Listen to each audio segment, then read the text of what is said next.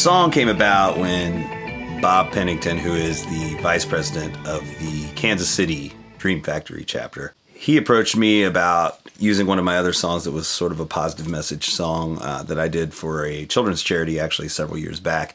And I told him at that point I really wanted to write a song specifically for Dream Factory.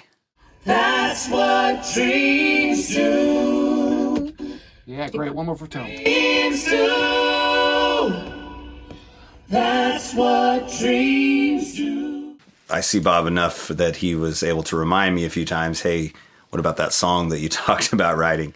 He brought it up that the Uptown event was coming up pretty soon. And at the time, I had been doing some co-writing with some artists all over the country, actually, because, with the COVID thing, we were doing a lot of Zoom writing, and I wanted to challenge myself. So I told him, the next day I'm just going to go home and lock myself in my room and work on this. So I probably put in about 8 hours and came up with absolutely nothing that day.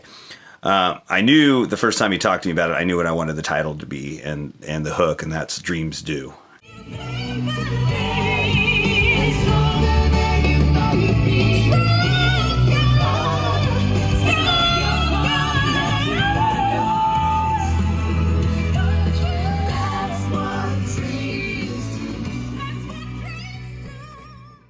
When it changed for me was when I saw a post on Facebook of a dream child, and her name is Emma, and Bob had posted about that and basically said, we don't know the challenges that these kids are going through from the outside. And it made me think about how resilient kids are in general.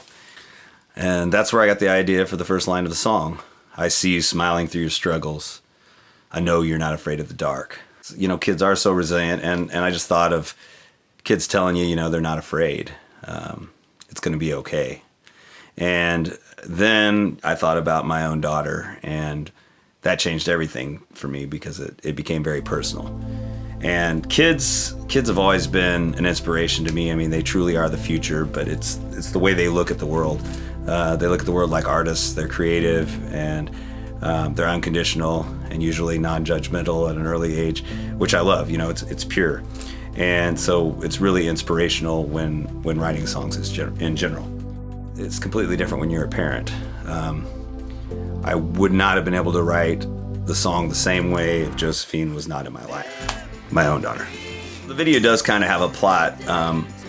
It's cool because we kept it between Bob, myself, and Chris Hackett, who filmed the video, directed the video, and edited the video, and thankfully he allowed me to be there through this process input and literally sit over his shoulder when he was editing, which if you've never done a process like that, that's pretty rare. When filming music videos in Nashville, they kept me as far away from the editing room as possible.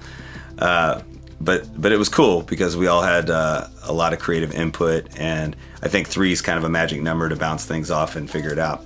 The concept was actually their concept, and what I love about it so much is it's authentic. We didn't, bring in a bunch of actors and create a plot. It really is how the thing went down. And when you watch the video, essentially, I'm inspired by the idea of the children's charity, the cause, and then my daughter Josephine is in the video, which was like super cool. I hope she loves it later in life as much as I love it right now, having her be a part of it. But her part of the video is just simply not taking for granted the things that we do have in our life, which so many of us do, which can literally change on a dime. And as the video progresses, we do a concert for some of the Dream families, and we really did that. We did that at Kane Family Farm. Kane Family Farm was a dream to work with. I've done shows there with my band before, and they're just great people. But honestly, when you watch this video, we could have used 6 locations, but this one location is like a perfect movie set, and Chris captured some just amazing shots. Very cinematic, very authentic to the message that we wanted to get across.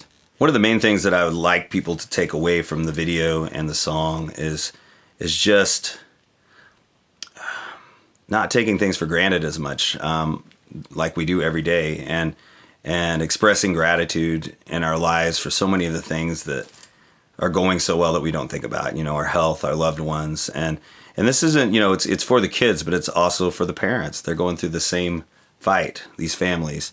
And, I hope that when people hear the song, watch the video, they sort of look at it in a new way, as I did as I became closer to the organization and learned more of the stories.